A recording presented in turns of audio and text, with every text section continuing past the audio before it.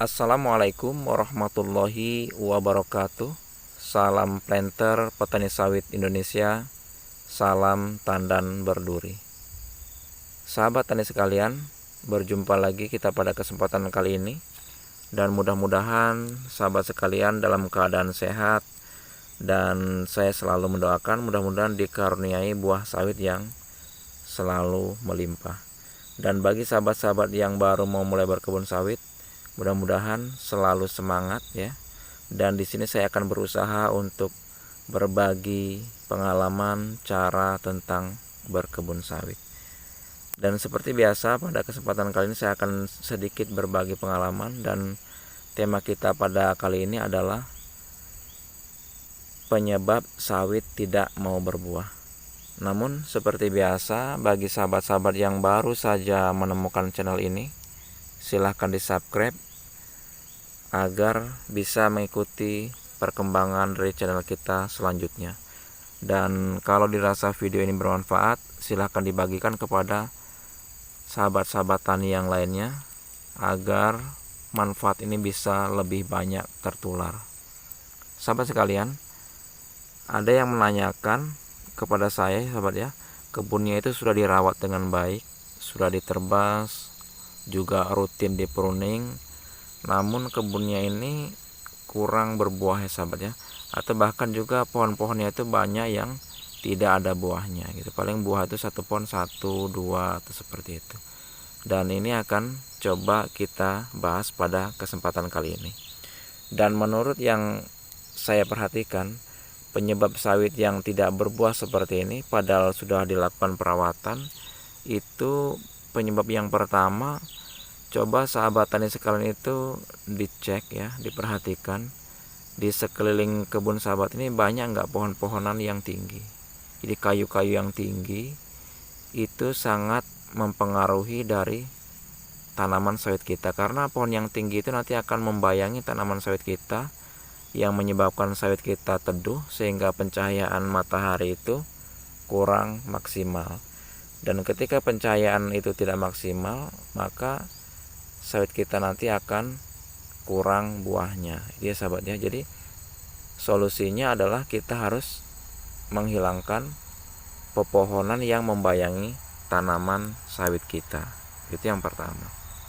Kemudian yang kedua, penyebab dari sawit kita ini tidak mau berbuah adalah dari pemupukannya. Coba sahabat sekalian cek kembali cara sahabat sekalian memupuk tanaman sawitnya ya sahabat ya. Itu bisa jadi karena pemupukan yang jarang sekali, atau bisa juga karena kita memupuk dengan cara yang tidak tepat. Cara yang tidak tepat yang saya maksud adalah misalnya kita itu memupuk di saat musim kemarau yang panjang, atau di saat musim hujan yang terus-menerus. Sementara di saat musim hujan itu kita memupuknya mungkin dengan cara ditebar, sementara lokasi kebun kita miring, ini juga menyebabkan pemupukan itu kurang efektif. Jadi pemupukan ini saya menyarankan sahabat sekalian ya, kita harus menggunakan pupuk itu yang betul-betul berkualitas. Itu yang harus kita perhatikan. Kita untuk membeli pupuk ini harus hati-hati, apalagi dengan kondisi harga pupuk seperti saat ini. Yang harus kita khawatirkan adalah jangan sampai kita terbeli pupuk yang tidak jelas itu ya sahabat ya. Kemudian cara pemupukan juga, kita harus melakukan pemupukan itu di saat hujan itu curah hujannya sedang. Dan sering saya sarankan pupuk itu sebaiknya kalau tanah kita miring itu pupuknya dipendam ya sahabat ya. Itu yang kedua. Kemudian yang ketiga, penyebab sawit kita tidak mau berbuah ini juga karena pengaruh dari jarak tanam kelapa sawit kita. Ini kalau biasa saya amati, jarak tanam yang terlampau rapat, dengan bertambahnya umur sawit kita, maka buah itu akan semakin berkurang. Dan lama kelamaan memang buah itu akan bisa dikatakan tidak ada ya, adapun itu hanya sedikit. Sementara sawit itu masih jauh dari masa replanting, tapi buahnya sudah tidak ada. Ini karena efek yang terlampau rapat. Jadi solusinya sahabat, kita itu menanam sawit harus dengan jarak yang ideal, dan minimal jaraknya itu adalah 9 kali 9 meter dengan mata 5. Itu yang ketiga ya sahabat ya. Kemudian yang keempat sahabat sekalian, kalau kita sudah merawat kebun kita dengan bagus namun buahnya juga masih kurang, coba sahabat perhatikan asal usul benih yang kita tanam. Ini penting ya sahabat ya, asal usul benih yang kita tanam ini, karena kalau benih yang kita tanam ini bukan dari benih yang bagus ya, itu nanti juga hasilnya juga tidak akan maksimal. Sebagai contoh, mungkin kalau sahabat terpaksa harus membuat benih sendiri, mungkin bisa jadi induk benih yang diambil itu belum tua gitu ya. Dan kalau saya sering menyarankan itu untuk kita menggunakan benih yang unggul. Karena apa?